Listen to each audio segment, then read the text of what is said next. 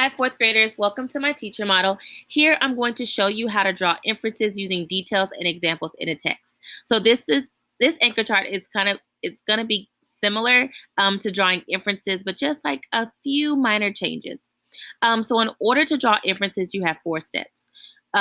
You have step 1, what do you want to figure out? So what questions, ideas, or thoughts do you have?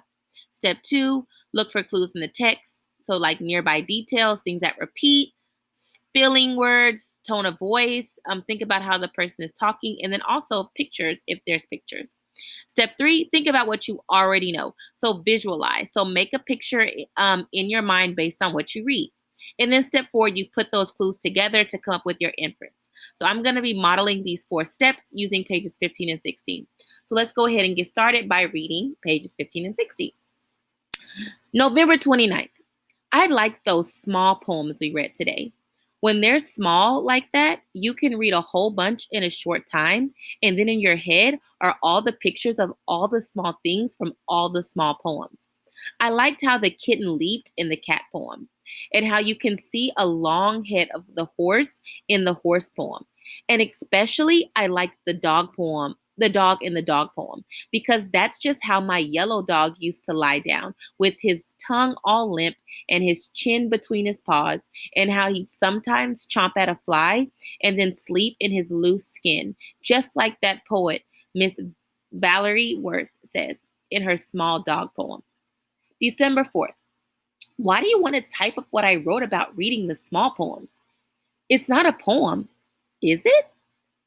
I guess you can put it on the board if you want to, but don't put my name on it in case other people think it's not a poem. All right. So now that we've read pages 15 and 16, let's go through each step. So step 1, what do you want to figure out?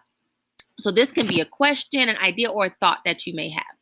So I want to know why Jack is changing his mind about poetry. Remember in the beginning, he didn't like poetry. He said poetry was for girls. But I'm slowly starting to think that he may be changing his mind. So I want to know what kind of poems is he starting to enjoy and why. So that's what I'm figuring out.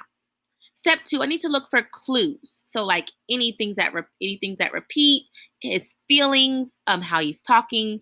I know there's no picture, so I'm gonna focus on details and like maybe some feeling words and tone of voice. So sometimes authors don't give all the answers directly in the text. Then we use details as clues to figure out what we want to understand. So I'm going to be looking for those details. So Jack says that he likes small poems. He also really likes poems about animals. I know that because if I take my highlighter, I see the word small poems. I liked those small poems when they're small, small, small. So he likes small poems, but I think he specifically likes poems about animals. I think that because I see kittens, I see horses, I see dogs, tons of animals here. So I see the word kitten, I see the word horse, I also see the word dog. This tells me that he also maybe likes poems about dogs. Also, another huge clue, I'm going to change my color.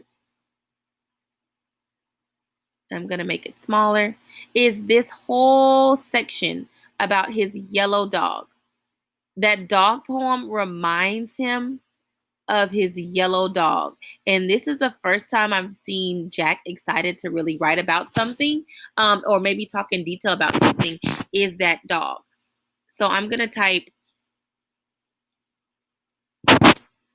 Jack likes reading about animals. He really likes the dog poem. Notice how like these are some scholarly habits that you guys can do. Like I'm taking my notes to help me remember. So now I'm going to visualize. So right off the back, I can picture the dog really well. I see this yellow dog. I see him lying down. I see his tongue out. I see his chin between his paws, kind of like he's lying down. And I also see that he's like sleeping, but then when he hears that buzzing sound, he like chomps trying to catch that fly. So that's what I see as I'm reading that about his yellow dog. Now I'm gonna bring some background knowledge in. So I like reading things and writing about things that I like. I don't like, you know, writing about snakes. I don't like writing about like alligators. Like that's not really my thing, but I do like reading, about butterflies. I do like reading about ghosts and like writing like spooky stories. I like doing that. So I like reading and writing about things I care about or like things that I like. So I'm pretty sure that's the way Jack feels too. I think Jack likes, reading and writing about things he cares about. And it seems that he really cares a lot about animals, specifically that yellow dog. So I'm bringing my background knowledge. I'm thinking about what I like. Maybe that's the same thing about Jack. Now step 4, which is, to sum it all up, to bring it home. So now I'm thinking about some possible inferences. So I need to put my clues together. Whenever you put your clues and background knowledge together, that's you making an inference. Now let's circle back. What do I want to figure out? I want to figure out why Jack is changing his mind about poetry. What kind of poems is he starting to enjoy and why? So now I'm going to make an inference on what I think. So I think Jack is starting to enjoy poetry because he likes to read about animals.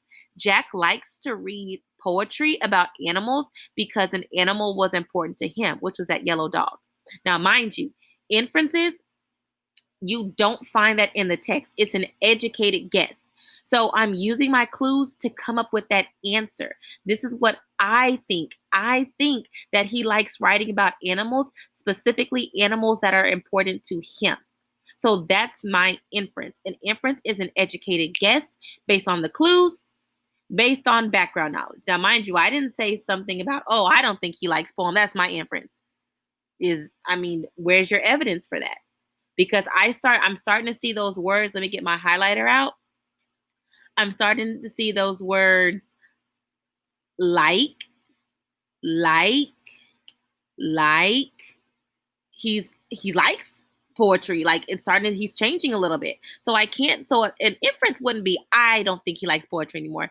Based on the evidence, that's not what it's saying. So I'm coming up with an educated guess. So I'm going to type what I think, which is my inference.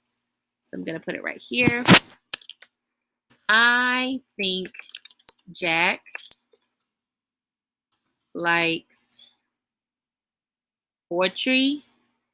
I think Jack is starting to like poetry because he likes to read about animals and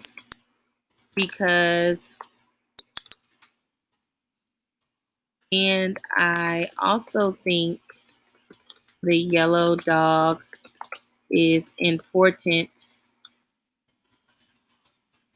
to him.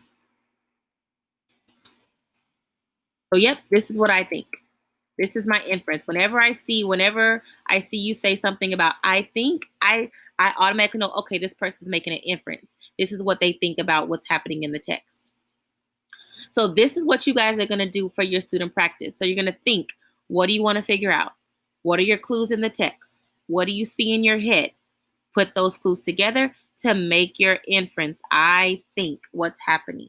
Notice, look at all my markings. I found my details. I type things out to help me remember to come up with my inference. This is what fourth graders do in order to draw inferences using details and examples in a text. All right, my friends, I'm done with my teacher model. You're going to continue on with Nearpod and get ready to do your student practice. Bye.